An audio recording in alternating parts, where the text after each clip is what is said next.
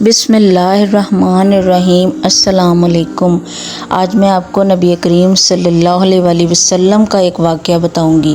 حضور اکرم صلی اللہ علیہ وآلہ وسلم نے فرمایا، والدہ نے 7 دن دودھ پلایا، 8ویں دن دشمن اسلام ابو لہب کی کنیز صوبیہ کو یہ اعزاز حاصل ہوا۔ صوبیہ نے دودھ بھی پلایا اور دیکھ بھال بھی کی۔ یہ چند دن کی دیکھ بھال تھی، یہ چند دن کا دودھ تھا، لیکن ہمارے رسول صلی اللہ علیہ وآلہ وسلم نے اس احسان کو پوری زندگی یاد رکھا۔ مکے کا دور تھا تو صوبیہ کو میری ماں کہہ کر پکارتے تھے، ان سے حسن سلوک بھی فرماتے تھے، ان کی مالی معاونت بھی کرتے تھے۔ مدنی دور آیا تو مدینہ سے ابو لہب کی کنیز صوبیہ کے لیے کپڑے اور رقم بھجواتے تھے۔ حضرت حلیمہ سعدیہ رضائی ماں تھیں، یہ ملاقات کے لیے آئیں، دیکھا تو اٹھ کھڑے ہوئے اور میری ماں پکارتے ہوئے ان کی طرف دوڑ پڑے۔ وہ قریب آئیں تو اپنی چادر اتار کر زمین پر بچھا دی، جسے ہم کائنات کی قیمتی ترین متاع سمجھتے ہیں۔ اپنی رضائی ماں کو اس پر بٹھایا، غور سے ان کی بات سنی اور ان کی تمام حاجتیں پوری فرما دیں۔ فتح مکہ کے وقت حضرت حلیمہ کی بہن خدمت میں حاضر ہوئیں، ماں کے بارے میں پوچھا، بتایا گیا وہ انتقال فرما چکی ہیں۔ رسول اللہ صلی اللہ علیہ وآلہ وسلم کی آنکھوں میں آنسو آ گئے، روتے جاتے تھے اور حضرت حلیمہ کو یاد کرتے جاتے تھے۔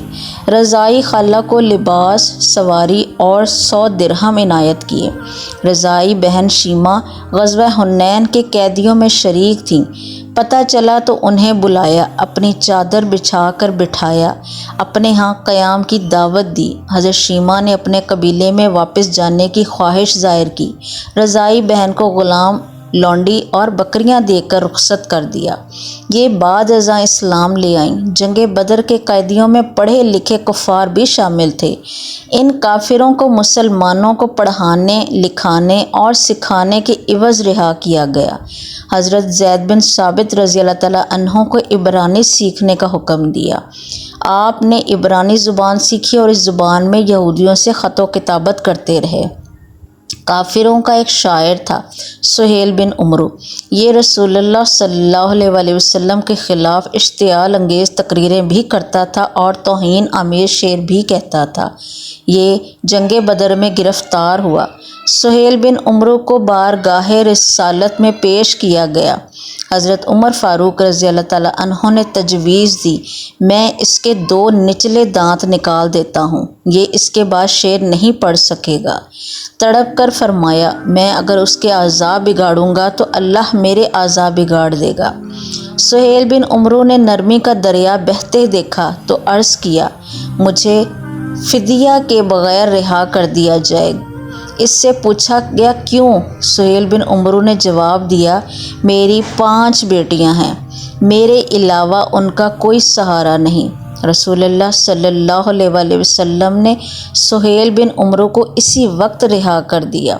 رحمت للعالمین صلی اللہ علیہ وآلہ وسلم کی غیرت نے گوارا نہ کیا، یہ 5 بچیوں کا کفیل کو قید میں رکھیں یا پھر اس کے 2 دانت توڑ دیں۔ غزوہ خندق کا واقعہ ملاحظہ کیجیے۔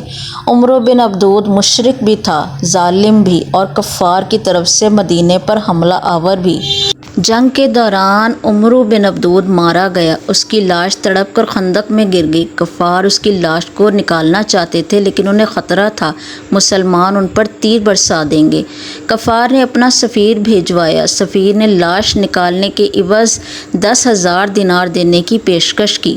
رحمت للعالمین صلی اللہ علیہ وآلہ وسلم نے فرمایا، میں مردہ فروش نہیں ہوں، ہم لاشوں کا سودا نہیں کرتے، یہ ہمارے لیے جائز نہیں۔ کفار کو عمرو بن عبدود کی لاش اٹھانے کی اجازت دے دی۔ خیبر کا قلعہ فتح ہوا تو یہودیوں کی عبادت گاہوں میں تورات کے نسخے پڑے تھے۔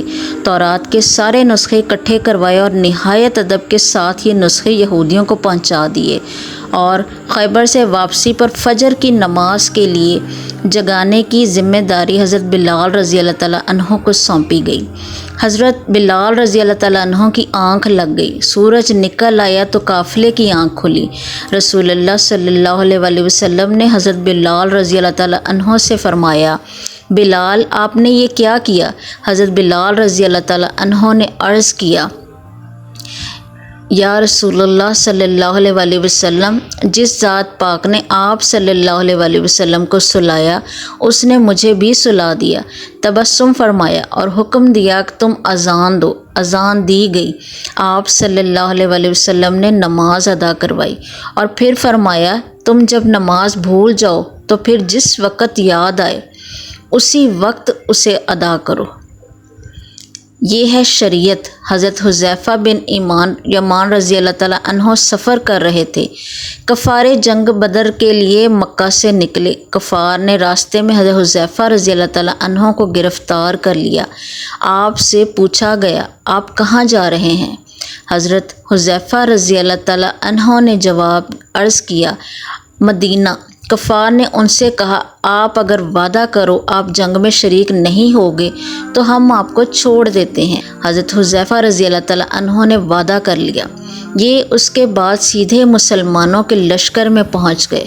مسلمانوں کو اس وقت مجاہدین کی ضرورت بھی تھی، جانوروں کی بھی اور ہتھیاروں کی بھی، لیکن جب حضرت حذیفہ رضی اللہ تعالیٰ عنہ کے وعدے کے بارے میں علم ہوا تو مدینہ بھجوا دیا گیا اور فرمایا ہم کافروں سے معاہدے پورے کرتے ہیں اور ان کے مقابلے میں صرف اللہ تعالیٰ سے مدد چاہتے ہیں۔ نجران کے عیسائیوں کا 14 رکنی وفد مدینہ منورہ آیا۔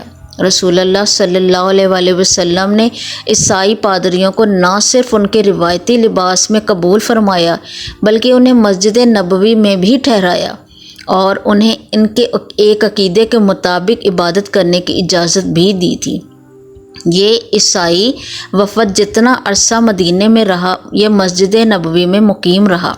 حضرت سعد بن عبادہ رضی اللہ تعالیٰ عنہ نے فتح مکہ کے وقت مدنی ریاست کا جھنڈا اٹھا رکھا تھا۔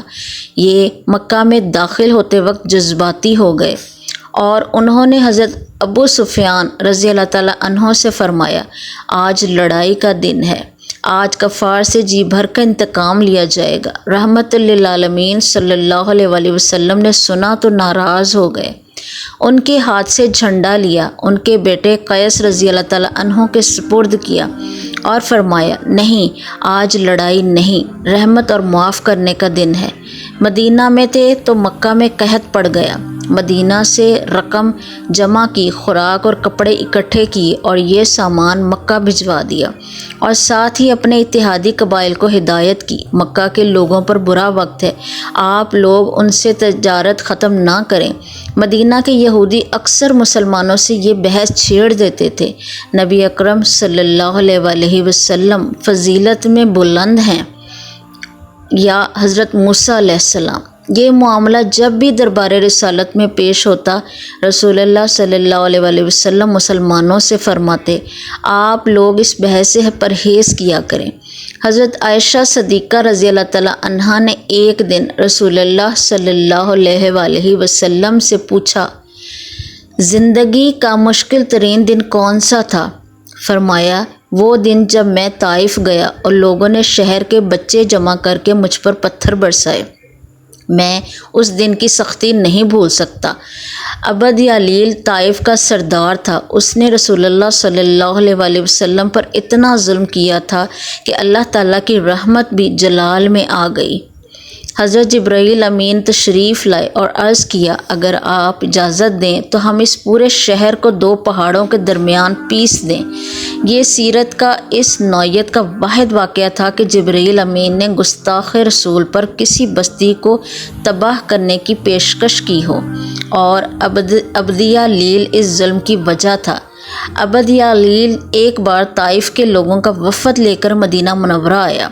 رسول اللہ صلی اللہ علیہ وسلم نے مسجد نبوی میں اس کا خیمہ لگایا اور عبد یالیل جتنے دن مدینے میں رہا رسول اللہ صلی اللہ علیہ وسلم ہر روز نماز عشاء کے بعد اس کے پاس جاتے، اس کا حال احوال پوچھتے، اس سے گفتگو فرماتے اور اس کی دل جوئی کرتے۔